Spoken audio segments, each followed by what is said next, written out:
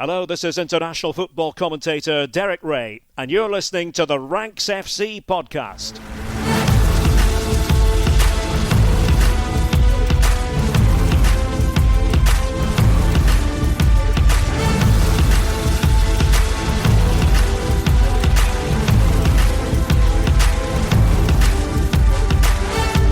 Hello, Rank Squad, and welcome to a slightly different podcast here on the feed. This is an excerpt from our Patreon podcast, which goes out every Monday or Tuesday at the start of the week, where we look back and answer questions on all of the games from across the weekend. We thought it would be a fun thing to put the Champions League questions and the kind of reaction to that game on here, so you can have a little bit of a listen. And if you enjoy this, we'd love to have you over on the Patreon. The link, as ever, is in the description. But if you enjoy this episode, we'd love to have you over there. Ask your questions, get involved. It's a space where all questions are answered on any club you like. So if you want to steer the conversation, etc., we'd love to have you over there so you can get involved and help shape our coverage through the World Cup and beyond into next season. Without further ado, let's get stuck in to the Champions League.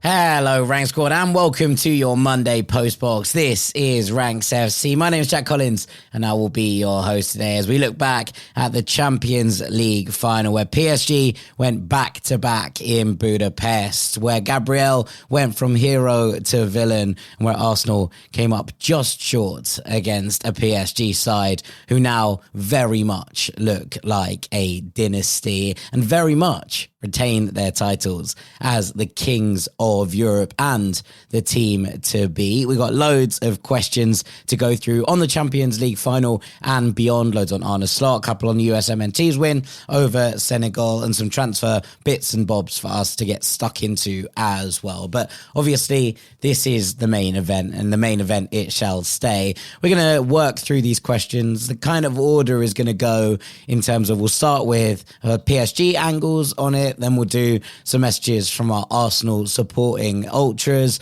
And then after that, we'll get through everyone else, whether they wanted Arsenal to win or not. So plenty for us to get stuck into. But we're going to start with Sean.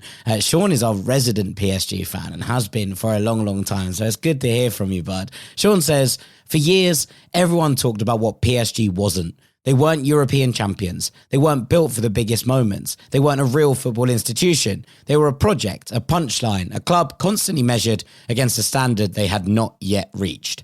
Tonight, all of that died. This wasn't about winning a first Champions League. This was about proving that 2025 wasn't just a moment. It was the beginning of something larger. 3 Champions League finals in this decade, 4 semi-final appearances, back-to-back European champions. The conversation has changed forever. PSG are no longer fighting for acceptance. We are no longer asking for a seat at the table. We are the table. What makes this victory so special is that it was nothing like the last one. Last year was dominance. This year was suffering. Arsenal scored first. The match went the distance. The pressure mounted with every kick. Then, when history demanded composure in the shootout, Paris found it. That's what I'll remember most. Not the trophy, not the medals, not even the celebrations.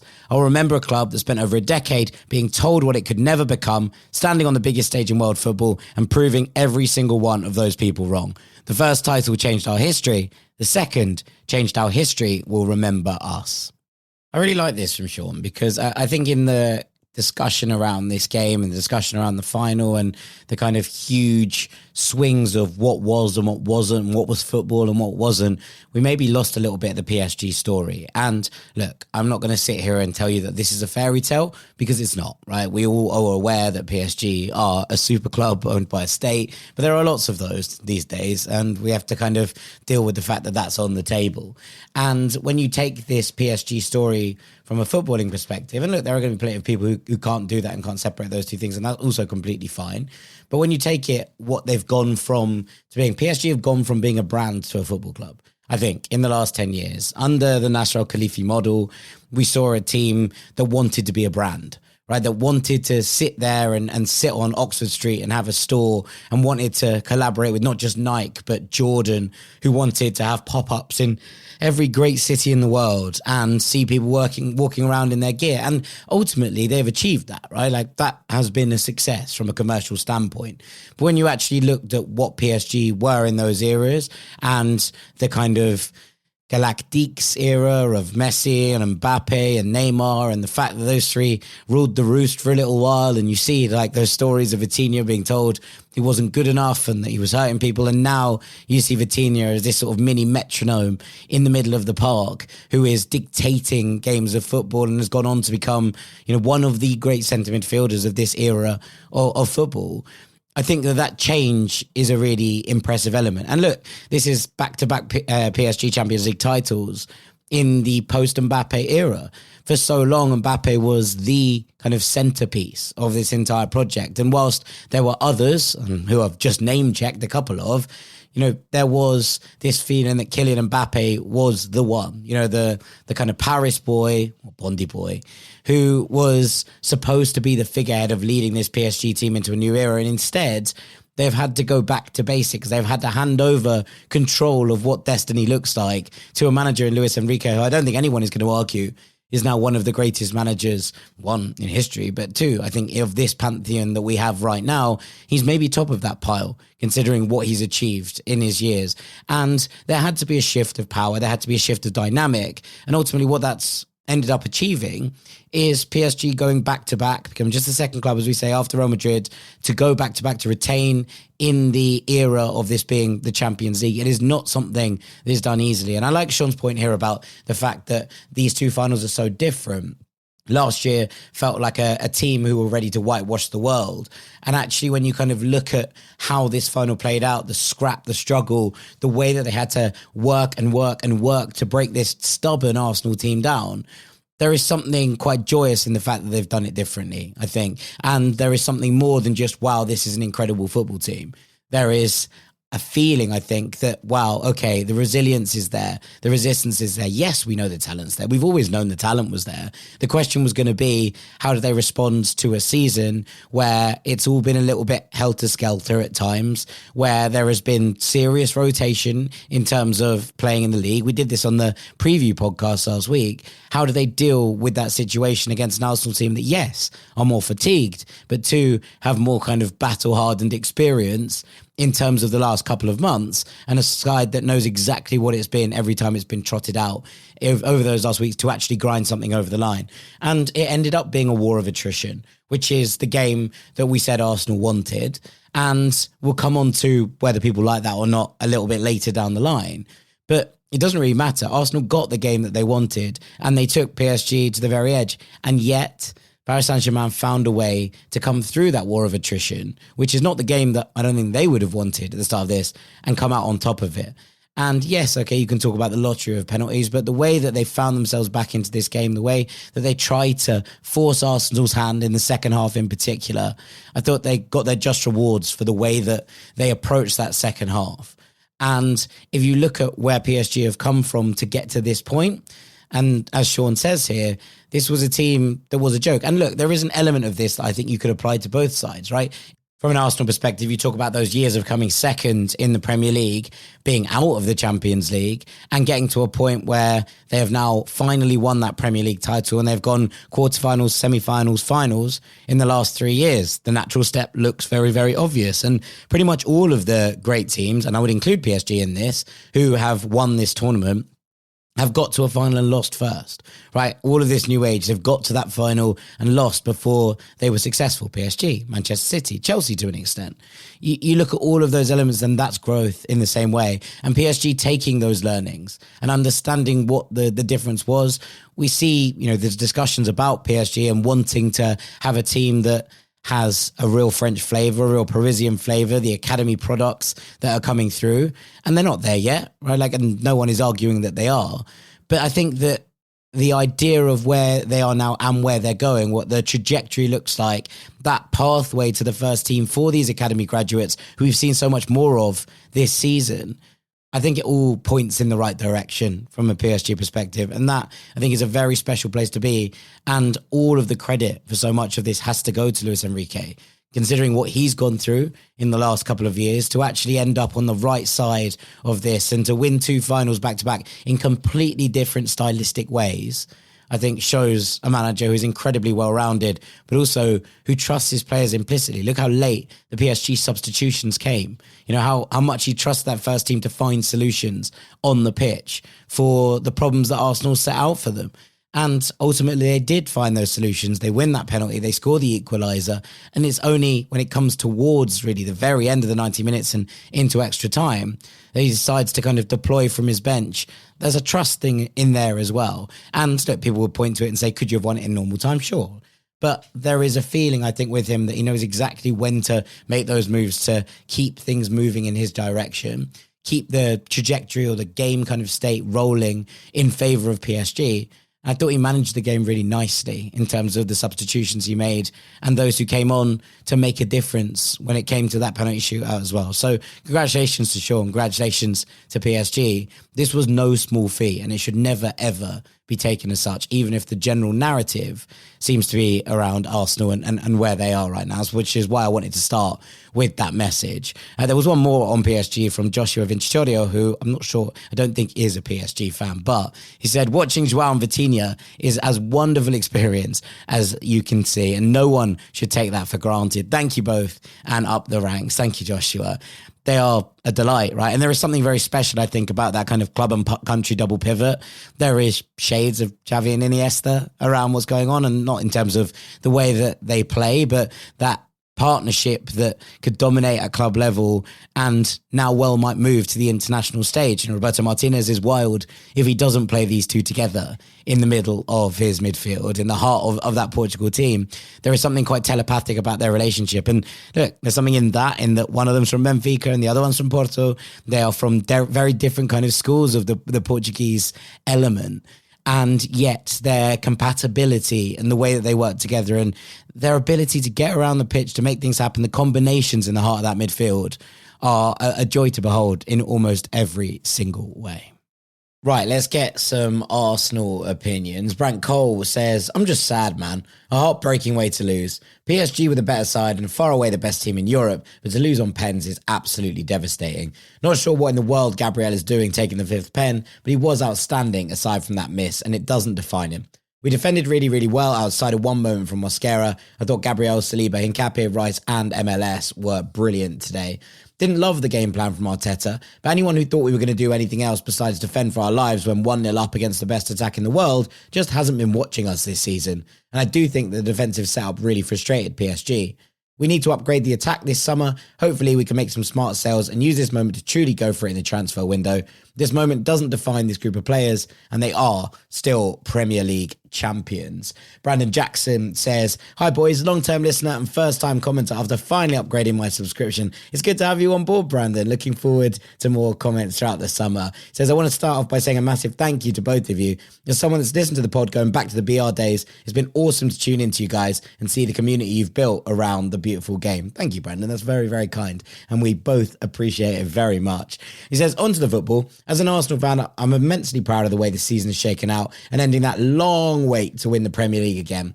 Whilst I'm gutted about last night's result, I think Arteta got the plan spot on and the execution was near flawless for 120 minutes. Not only did it look like PSG ran out of ideas, but it seemed to me as though they didn't have any to start with. I've seen a fair bit of criticism around Arsenal's approach to the game, but I thought it showed a great deal of self-awareness to accept that we weren't going to beat PSG at their own game, and but for one or two moments going against us, we came so close to the dream ending an already great season. It feels to me they were a couple of upgrades away from signings in key areas, away from being able to take that final step in Europe. And Justin Sharma says, losing on penalties really was the most brutal possible ending, but I'm still really proud of this team. Haters were saying we'd lose 5-0 against PSG, but we took them until the very last kick of the game. Looking at the game plan, it's strange to say, but I think we almost scored too early. Havertz took that goal so well, and the finish itself was perfect, but I don't think Arteta was planning on defending in our half for 110 minutes. Although, once we got the goal, we started retreating. It would have been nice to have a little bit more possession and attacking opportunities, but the plan almost worked. If we won the game, people would have been calling Arteta a genius for this plan. Up until the penalty, we were pretty much faultless. PSG didn't create one good opportunity, and it felt like we could play for 3 days and they wouldn't score. But one lapse of concentration and a poor challenge gave them the equaliser. I feel like Gyökeres should have been brought on earlier to help with the hold-up play and try and gain a bit more possession. But there was so much talk about how PSG's front three would rip us apart, and all we got was ghost sessions, especially from Dembele. The defenders put everything on the line. Special shout out to Nkapie, who ran until his legs stopped working. It hurt so much for the penalty miss to come from Gabriel, especially because I think he was our best player on the day. I'm going to get to the rest of Justin's comment in a minute because he wants to talk about the refereeing, but I think that there are two things that are true here in the same kind of breath.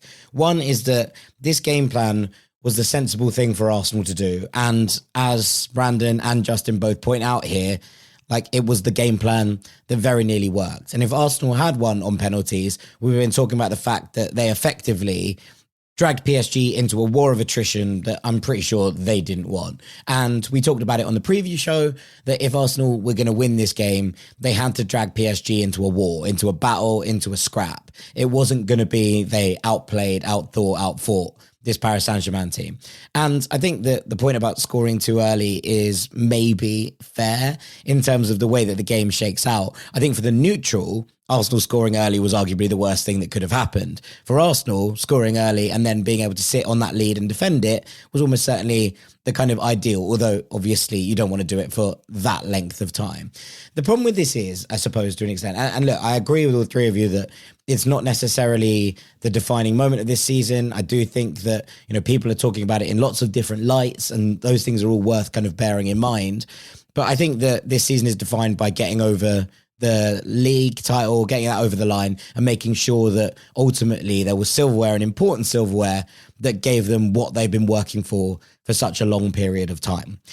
The only criticism I suppose I would have, and maybe it talks to the point that Justin is making here about signings, is that whilst there will be an acceptance that the way that Arsenal played here was the best possible way for them to try and win this game against a PSG side who have one of the best attacks on the planet and one of the best midfields on the planet, I also think that when you approach the game as if you are a massive underdog, you are obviously going to kind of fall into the traps that end up getting set. And then look, it's obviously a quick give and go that ends up doing Mosquera for the penalty. It's one of those moments that PSG have in the locker. I think that Arsenal did keep them at arm's length, particularly in the first 45 minutes where PSG felt a little bit all over the place. I think at times it didn't look like it was smooth. It didn't look like it was all clicking together. I thought Fabian Ruiz, who I bigged up hugely before the game, had a very difficult first 45 and couldn't get into his rhythm whatsoever. And Arsenal did some smart things that I'll talk about a little bit later in terms of stymieing those holes and making sure that there was no space for the PSG attack to actually get into. It's probably worth pointing out at this moment that there's more than one way to skin a cat, right? And if you win a football match, there is no correct way to have done it, you know, in inverted commas. You can win games by being defensive. You can win games by keeping teams at bay. I got a message earlier on the radio. Someone said Mourinho would never have apologized for the way in which he won the 2010 Champions League. And that's fine, and that's true. But the other side of that coin is that neutrals didn't particularly love Mourinho's Inter, right? Like, they weren't a team absolutely beloved by the rest of the world because of the style that they played. And that's okay, right? It doesn't matter to Mourinho. It doesn't matter to Inter. But ultimately, they're not going to be beloved because of their style. And so sometimes you get these conversations. And I think one of the things that we do take out of this game is that Arsenal approached it as if they were massive underdogs. If you had a team playing in the FA Cup, let's talk Palace against City in last season's FA Cup final, right? Palace won that game by scoring the goal, being defensively solid, and keeping City at arm's length, and with a little bit of luck going in their favour as well, right? Like, that's fine. All of those things can be true. It doesn't take away from the achievement that Palace had in terms of the way they went to the final. But if you looked at the odds before the game, the odds were hugely in City's favour. Now, maybe they shouldn't have been because Glasner, major finals, etc., but that's not really the point. The point is that Arsenal approached this game against PSG in the same way that Palace approached that FA Cup final against Manchester City. And that's fine. It was a perfectly legitimate way for Palace to have won the FA Cup. It would have been a perfectly legitimate way for Arsenal to win the Champions League. And ultimately, they gave themselves the best chance of doing that by playing in the manner that they did. But if you're coming in from that underdog perspective, you're not sitting at the same table. right? You're effectively kind of in there. And this is what the summer means for Arsenal. This is what I think is really important. Arsenal, I think, are a defensively led team because their defense is unbelievably good. And part of the reason that they've been a little bit stodgy this season in particular is because I don't think this attack is particularly free-flowing, and they have lent into their defensive sensibilities in order to try and maximize their output, maximize their results. There is nothing wrong with that. But I think if you're coming into a game like this and you look at the PSG Bayern game in the semi-final, for example, you take it as, okay, this is a team that we're going to go at. This is a team that we feel, they were two teams that felt like they were equals. Bayern Munich went into that game saying, we are PSG's equals. We are going to play them and we're going to try and play them off the park. And that's what I think Arsenal probably need to try to get to. Now, it doesn't mean that the chances of winning are any higher, as Bayern found out.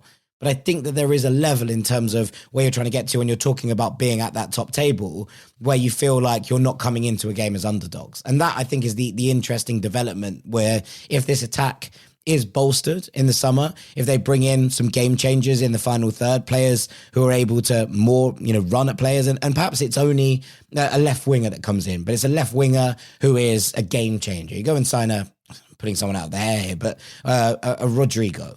Right. And I know he's not moving because of injuries, etc. But I think the point being, if you sign that player, does that then free up your other wing to be a little bit more exciting? Does it stop you being quite so attritional going the other way because you have confidence in your own ability to beat a man and make things happen rather than trying to find the margins? And I think that that's probably where this discussion around Arsenal centres in terms of the Champions League final.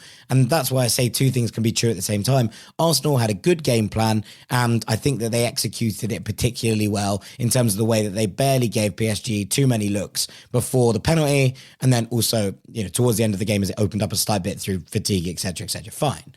But if you're going to want to compete with these teams, you want to be able to go toe for toe for them. I think if you're trying to build something that lasts over and over again, that is a dynasty, that has an era around it, I think that's the natural next step for Arsenal. And look, they have Premier League superiority now. They have won the league, and they're also going into another season where Manchester City are changing their manager, Liverpool are changing their manager, Chelsea are changing their manager. You look at Michael Carrick at Manchester United, and there are questions over how he's going to deal with that switch to playing European football in midweek again. And he remains relatively untried and tested over the course of a full season at the very top level. These question marks exist, and that's okay. And all of those changes, etc., might be for the best. And someone is going to come from that pack and charge. I have no doubt about that whatsoever. But Arsenal feel the most settled. They feel the most secure. They have the trophy now to take that burden off their shoulders. And I think it's a good moment to potentially try and put that pedal down. And for me, that next step is bringing an attack to life, right? Having players who are going to worry the opposition more going the other way, meaning that you don't end up camped in your half for the majority of this game, meaning that you have the ability that PSG, as we said, looked shaky at the end of that first 45 minutes to be able to lay another glove on them rather than the goal that you do score, which is a wonderful finish by Kai Havertz. Absolutely no doubt about that. And a lovely run, gorgeous touch into it, but also comes about from a little bit of a kind of pinball in the middle of the pitch. And look, they take full advantage of that, and you have to take the breaks that come your way. This isn't criticism. But I think that when you look at it from that point onwards, how much more did Arsenal create from there? That's the next step, I think, in their development. So both of those things can be true in the same time. Let's go on to the rest of Justin's comment here. He said, I hate to complain about refs, but wow, that was a horrible display. Booking Mosquera less than a minute after half-time for taking too long to take a throw-in is insane. Not allowing Arsenal to take the corner at the end of the first half is insane. Giving Saka a yellow for a clean challenge, if anything, Doué was at full fault, was insane. There were plenty more decisions of 50-50s going in Paris's favour. I agree at times that we could have been stronger in duels, but if you're rewarding PSG for doing the same thing, that's not fair. And of course, there's the penalty call. Obviously, I'm biased, but I do believe it's a penalty. Madueke has passed his defender. If Nuno Mendes doesn't bring him down, he would have been in an extremely dangerous position. Maybe it's not a penalty, but not to even acknowledge the players or VAR and stop the game to check, plus booking both Wright and Arteta after, had me heated. At the end of the day, congratulations to PSG. They've been an incredible team, and I know we'll be back next year. I have full faith in both Arteta and the players. It's been incredible to see the hate from rival fans, and I think they need to be more concerned with their own clubs than with Arsenal. It's become a trend, and I've seen people try to diminish a Premier League trophy. If it's so easy to win, why haven't United or Chelsea won it in 10 years? This season is still a success, even with this loss, as many people have said. This is just the beginning. I mean, yeah, I agree with that part, that this season is very much a success from Arsenal's perspective. If you'd offered this to Arsenal fans at the beginning of the campaign, they would have 100% taken it, hands down, full stop. And in the same way that at the end of last year, there were arguments being made that Liverpool just winning the Premier League was a failure, and I said that was nonsense at the time. We're now at a point here where we're having the same conversations about Arsenal, and these conversations are a nonsense too. Winning the Premier League is a massive, massive achievement for this team. First time in 22 years, as as it's been long alluded to, they got over the line and they did the job, especially when the going got tough. This season has been a success from Arsenal's perspective. I do disagree with a little bit of this though, Justin, in terms of some of these decisions. I think that when you look at what happened at the end of the first half, the fact that Arsenal, I think it was 3 different players picked up the ball for a long throw before ultimately and eventually it went into the box for about 60 seconds after it was taken. And then, you get a corner with 20 seconds of the 6 added minutes remaining.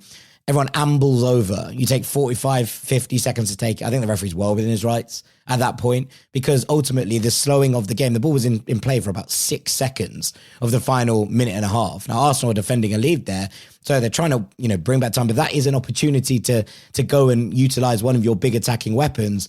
You have to at the very least show some urgency. And I didn't think Arsenal did that with the throw-in and then with the corner. And ultimately, I think it's play stupid games, win stupid prizes. You get punished for that. I thought in real time the Madueke thing was a penalty. On second viewing, I don't think it is. And I also think if you're going to bring up that decision, you have to bring up the idea that in the first half, there's those 2 sort of semi-handballs from Bukayo Saka, which, look, I'm happy with the argument that these shouldn't be given, but they've been given in the Champions League all season long. And people are like, it takes a deflection. It takes a deflection of his other arm, right, in terms of it going into his hand. So I think that in those 2 decisions, if you want and you think that was a penalty, you call them as kind of evening each other out. But I do think that Madueke, on second viewing and with the reverse angle, grabs Menzies' arm and therefore kind of initiates the contact onto himself where there wasn't necessarily any before. And so I take your point about looking at the monitor. Obviously, the ball has to go out of play for that to happen, and it hadn't happened at that moment. We assume that it was checked by VAR, as pretty much all of these big decisions tends to be. If you get to that moment and that's what you're looking at, I think it is, you have to have some trust in the referee that these things are going to be checked. And there was a lot of screaming and hollering, right? And therefore those things will happen. I do agree with you with the Saka yellow card.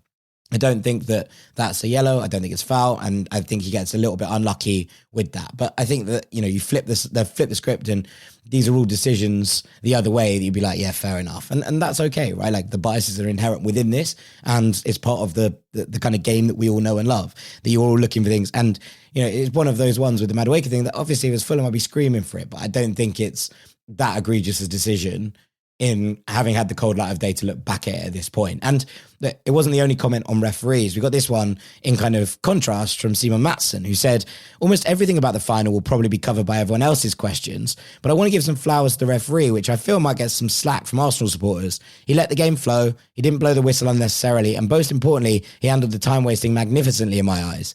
If you get told off for time wasting after 15 minutes, you can have 0 complaints when 50-50 situations don't go your way. Same with the last second corner in the first half. I've never understood why it can take 15 to 20 seconds per throw-in without any added time, but in the last second of a half, then all of a sudden it's super important that we add time so you can take a corner.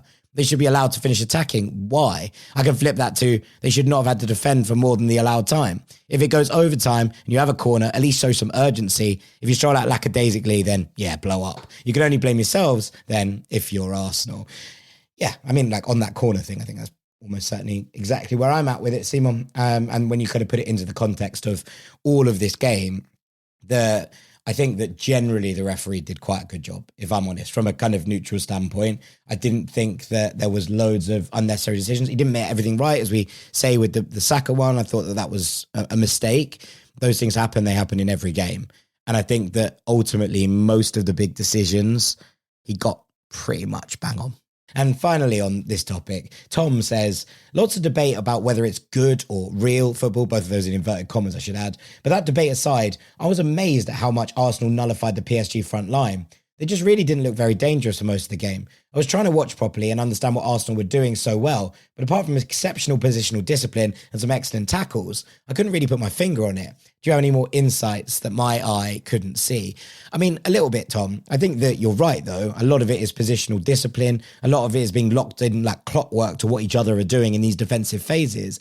But I think that the interesting switch for me was that Declan Rice was deployed on the right-hand side of the midfield. And actually what that meant was that he went into that area where Kvaratskhelia often is, and he was able to double up there and stop them getting those overloads. Fabian Ruiz drifts into those areas. Nuno Mendes gets forward. We know all of these elements. I thought Declan Rice dropping in there to help out Bukayo Saka and Mosquera in those areas meant that they had the kind of numbers to be able to force PSG backwards. They dropped really well into that shape on the edge of the box that allowed them to effectively keep PSG in that U shape around the box. And ultimately, they didn't lose focus all that much. And even on the penalty, it's an incredible give and go rather than actually Arsenal being positionally unaware. And maybe if that's Urian Timber in there, he gets his feet sorted out a little bit faster and he doesn't make quite the clumsy challenge on Kvaratskhelia. But if you have players of that quality and that ability, there is always going to be a moment where you have to ride your luck a little bit. And ultimately,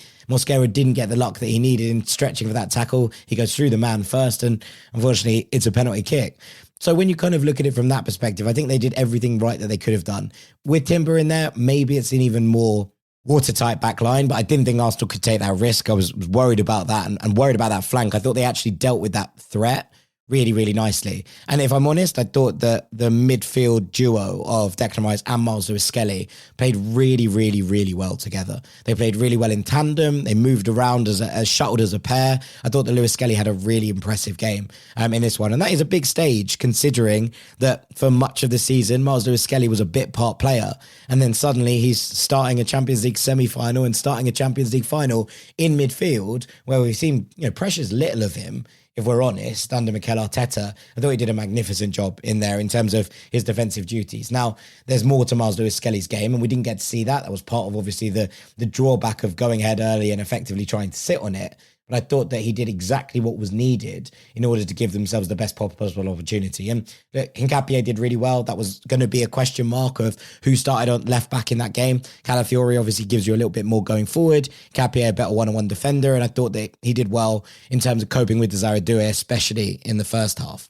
But no, Tom, I think you're right. It was a question of numbers. It was a question of continually getting people recycled into those positions that meant that PSG had a block in front of them, a number of shirts around them. And it was just incredibly well-coached defensive football that was executed to almost perfection in terms of what it was, right? So it was more tweaks, I think, than anything else, but it worked really, really well. And I do think that there was a level about Arsenal's kind of ability to get bodies in front of the ball, whether it be those kind of exceptional blocks or just actual numerical superiority in those areas, that meant that obviously the game was relatively one-way traffic for most of it, but it still meant that Arsenal weren't hugely threatened through long periods of this game, even with PSG as good as they were.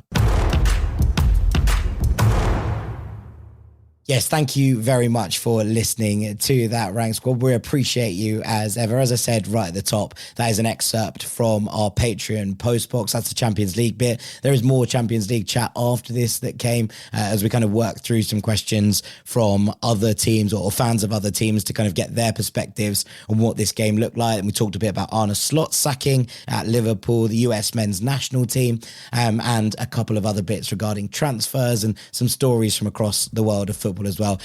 As I say, we'd love to have you over there for the World Cup and beyond, getting your questions in, helping to shape the way that the podcast works. So if you are interested, we'd love you to join us. The link is in the description, or you can go to patreon.com/ranksfc. We'll be back later on the week and we'll be joined by Dougie Critchley for the first of our 4 World Cup previews, where we're working through groups A to C. So if you're sticking around here on the main feed, that'll be the next thing that comes up for you. And we'll see you all very, very shortly. Thanks for listening, Rank Squad. Take it easy. Peace.